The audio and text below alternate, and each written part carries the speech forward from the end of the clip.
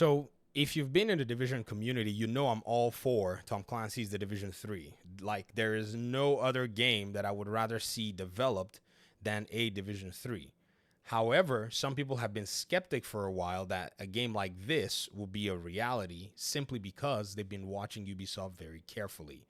And apparently, the tides right now and the polarization in the market has put them in a very interesting position, especially with one of their big money makers that they've always kind of guaranteed to rely on, which is the Assassin's Creed Empire. Now, here's what's going on. There are all kinds of reports right now at the moment. There are people claiming that Ubisoft developers have spoken with them, both on the game journalist side, on the YouTube side, and so on and so forth. So at the end of the day, even all the information that we're getting, it's all still vague stuff when you kind of think about it. At the end of the day, it's still somewhat hypothetical because, you can't confirm the information. You didn't hear, a Ubisoft developer or some studio within Ubisoft's pipeline developer speak to you, nor did I. So we can only take them with grains of salt. So right now, choose your salt and, immediately apply it to a lot of what we've garnered from, videos and even from a lot of the articles that we're seeing because, even right here, just more recently, a few hours ago, Tom Henderson of Insider Gaming wrote an article, and talked to some developers about stuff. Now, many of you know how I feel about Insider Gaming in the Division community. You guys remember when I made this one video about a Division 3, and then Insider Gaming came and said, we spoke to people who are close to the issue, and there are no plans for a Division 3. Do y'all remember that? It was February of last year. I didn't forget. And then all of a sudden, like later months down the road, we hear that there's a Division 3 in development. So how can we even be certain that somebody spoke to somebody or somebody didn't speak to anybody? And I put that as a caveat because at the end of the day, this is something that we need to kind of hold, in our back pockets as we go into conversations like these. Right now, we have some facts. Ubisoft financially is in a strange place. Shareholders seem to be punishing the company because they have not seen a return on their investment. We also know, those of us who follow Tom Clancy's The Division from the Division 1, we got a lot of news that Ubisoft was actually making, other games that were not Division 2. But we didn't know that somewhere behind the scenes, they were making a Division 2 game. However, when we got other news during the Division 2 time that they were also working on other games, we thought, okay, maybe they'll be, pushing a Division 3 game just like they did when they announced Avatar in 2017. And we hadn't heard about the Division 2 then. And then we heard about Division 2 later on. I think it was like later that year or something like that. I can't remember. Anyways, Avatar 1 came before Division 2. That's basically what I'm trying to get at. But at the end of the day, here's what I'm seeing and here's what I'm thinking. What in the world is going on within Ubisoft? Because based on all these reports, there seems to be some sort of a disconnect. And it's not just a two-way disconnect. It's a three-way disconnect. Upper management, developers, and the gamers. For some strange reason, everybody is on different frequencies. The gamers are saying one thing. The developers want to do another thing in some cases. The creatives within the development studios. And then in some cases, the development studios developers are saying something, and then the upper management aren't listening. And it's all over the place. I think this is another thing that comes with the challenges of growing a big, corporation. And then, this disconnect is all over the place. And it seems like the people that are more in tune than anything else, after all is said and done, are the players and the investors. The investors have money to put into to expect a return. The gamers have money to put into to expect that they're entertained, or at least they get a benefit for the product that they actually are paying for. But it seems like right now, the investors and the customers don't want to put money on the ground. So I say this. Wherever the disconnect is coming from, everyone that is actually a proxy to that area needs to pay attention. I doubt the developers in this regard, and to an extent, when I say developers, I'm talking about the guy that's cranking out the code, to make this gate open, like as you're watching this footage, or the guy that cranked out the code to build the climbing system. I think he's the guy that's like, oh yeah, we need a ladder that works. And he's like, all right, I'll get you a ladder that works, get the animator to make me some climbing animations, and I'm going to go ahead and write you a system that actually does. I doubt those guys, really have, in terms of the creative aspect, much to do. But they are the creatives. You are going to run this company into the ground. I don't want to see it, but you seem to be very keen on doing it. I'm quite surprised that the creative decisions overall don't seem to be appealing to the fans. What happened?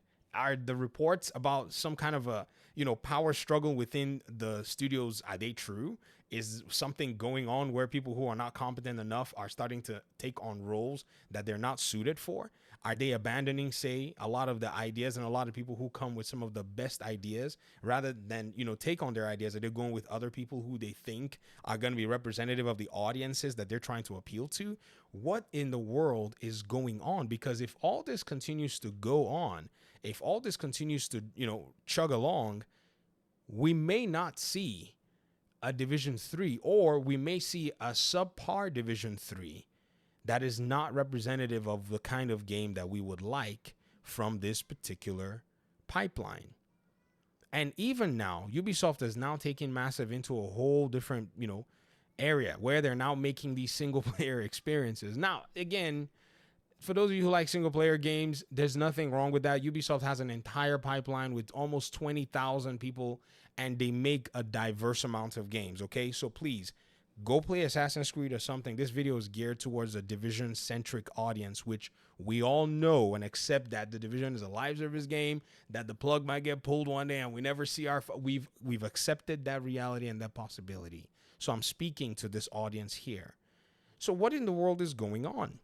Why has Ubisoft and Massive taking some interesting approaches in their game choices and abandoning, series and episodes and games that seemingly print money for them?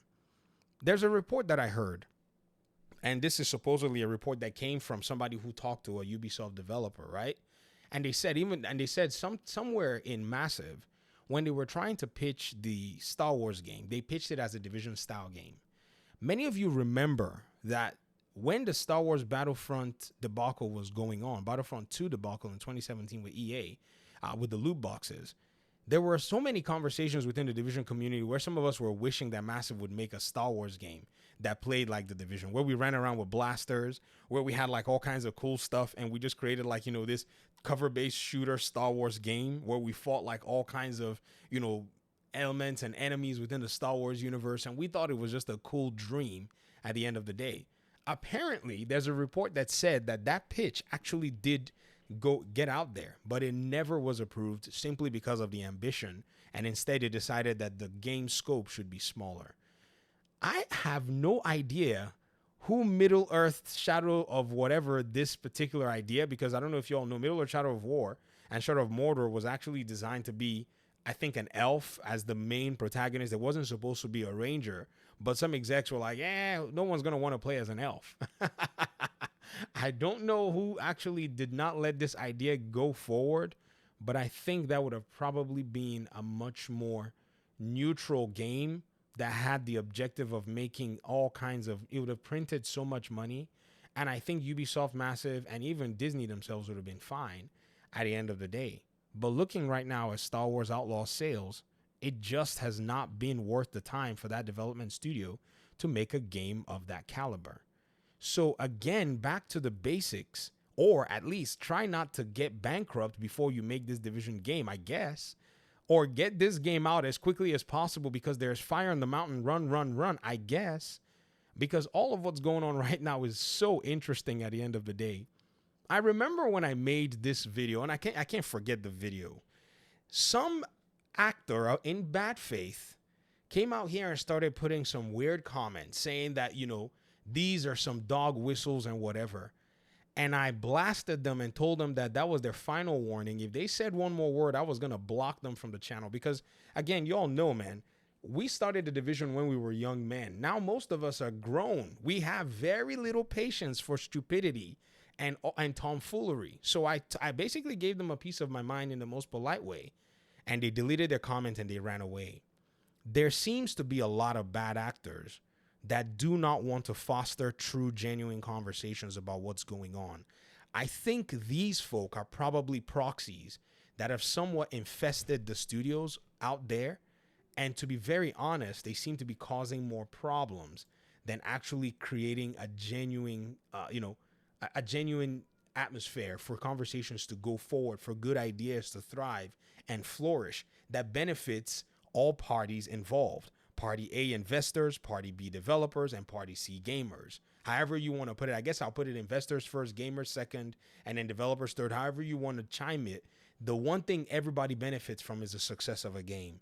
But when people who are probably within these studios think it more, important, that say whatever it is that they deem important be placed at the forefront over the needs. I said the needs over the, because this is entertainment. We don't need it. Over the, the demands and expectations of the players, they're going to go out of business and they're going to drag some really good people down with them. I think this is what we're seeing at the end of the day in Ubisoft and its studios. And Massive, being a very solid game development company, don't get me wrong, they can push games out. In fact, I've always admired Ubisoft's production pipeline. That's just the one thing that I just think is just quite amazing, how they can basically churn out so many games at the same time. But with all of what's going on, it just seems to me that, man, some people are just not interested, in making good games. They're just more interested in other things that are, in my opinion, just absolute distractions more than actually making the games themselves. I strongly believe that these folk are going to drag this company down. They know themselves. They think it's funny right now. But to be very honest, like I said, the investors don't want to put money out there and the gamers don't want to put money out there. So where are they going to get money from? Insolvency is not something that is, insolvency is not discriminatory. It doesn't discriminate in a sense, especially when it comes to gaming. So at the end of the day, there probably seems to be a contingency somewhere that maybe Ubisoft's leadership is looking at. But man, no amount of contingency can keep you afloat too long. Eventually, one day, rent is going to be due.